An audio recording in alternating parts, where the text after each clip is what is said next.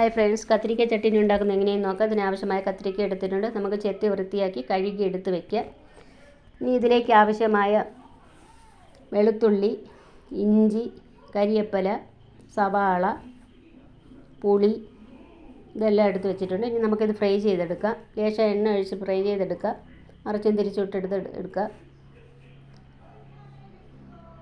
ഇത് നമുക്ക് ഒരു പ്ലേറ്റിലേക്ക് മാറ്റിയതിന് ശേഷം ആ ഇഞ്ചി, വെളുത്തുള്ളിയും സവാളയും കൂടെ ഇട്ടൊന്ന് വഴറ്റിയെടുക്കുക.